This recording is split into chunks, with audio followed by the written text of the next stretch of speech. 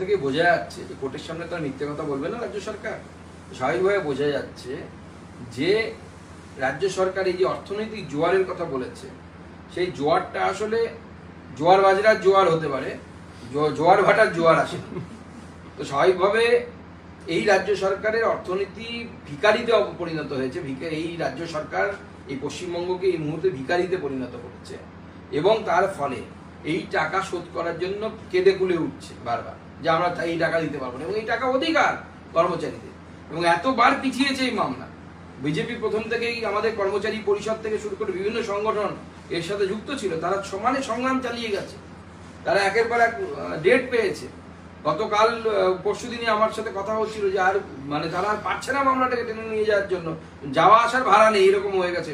Retired সরকারি কর্মচারীরা তারা লড়ছেন এই ডিএর জন্য, আমাদের কর্মচারী পরিষদের যারা নেতা আছেন তারা লড়ছেন। এইরকম পরিস্থিতি তৈরি হয়ে গেছে আজকে। তারপরে যে কোর্টের এই রায় এসেছে, সুপ্রিম কোর্টের এই রায় এসেছে, এই রায়কে আমরা স্বাগত জানাচ্ছি।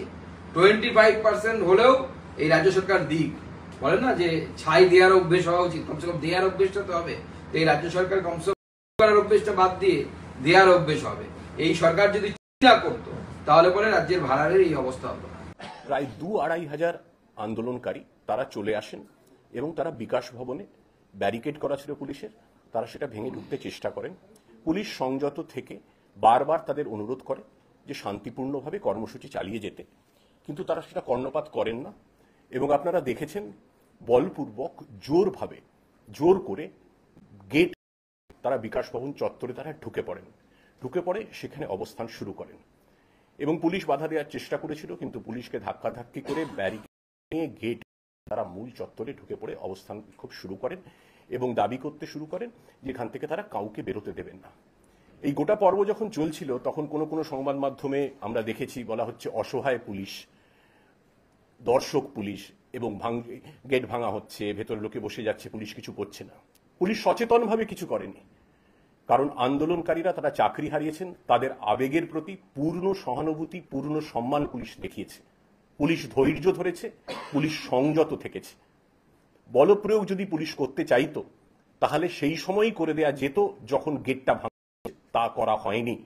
তারা ঢুকেছেন, অবস্থান করেছেন, তারপরও পুলিশ 7 ঘন্টা ধরে তাদেরকে বুঝিয়েছে। যখন সন্ধে হয়ে আসে 5:30-6টার সময় যখন অফিস শেষ হয়ে যায়, ওই বিকাশ ভবন চত্বরে 55টি সরকারি অফিস আছে, নানা গুরুত্বপূর্ণ দফতর আছে, সেখানে প্রায় 500-600 কর্মী তারা ওখানে কাজ করেন। তারা সন্ধ্যের পর বেরোতে চান এবং যারা আন্দোলনকারী যারা ভেতরে বসেছিলেন তারা একই অবস্থানে তারা অনড় থাকেন, আমরা কাউকে বেরোতে দেব না। তারপরেও পুলিশ কিছুই করেনি। 1.5 ঘন্টা 2 ঘন্টা ধরে বারবার তার অজস্র ভিডিও ফুটেজ আছে, সেগুলো কোনো সংবাদ মাধ্যমে দেখানো হচ্ছে, কোনো সংবাদ মাধ্যমে দেখানো হচ্ছে না। কেন দেখানো হচ্ছে না আমরা জানি না, এটা ইচ্ছাকৃত বা অনিচ্ছাকৃত আমি জানি না। পুলিশ বারবার মাইকিং করেছে, সেই সমস্ত ভিডিও ফুটেজ ক্লিপ আমরা আপনাদের শেয়ার করে দেব। তারপরেও তারা অনড় থাকেন, না আমরা বেরোতে দেব না। ভেতরে যারা অবরুদ্ধ ছিলেন তাদের থেকে প্যানিক কল আসতে থাকে। অনেকে অসুস্থ ছিলেন, বয়স্ক মানুষ ছিলেন, মহিলা ছিলেন, তারা বলতে থাকেন যে আমাদের বেরোতে দিন।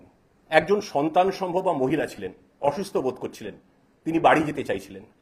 এক তরুণী, তার মায়ের শারীরিক অবস্থা অত্যন্ত গুরুতর, তিনি বলেছিলেন ওষুধ দিতে দেরি হয়ে যাচ্ছে, আমাকে বেরোনোর ব্যবস্থা করে দিন। আমরা চেষ্টা করেছিলাম বারবার, যতবার চেষ্টা করেছি আমরা ততবার প্রতিরোধ এবং উচ্ছৃঙ্খল বাধা এসেছে এবং বারবার আটকে দেওয়া হয়েছে, না কাউকে বেরোতে দেওয়া হবে না।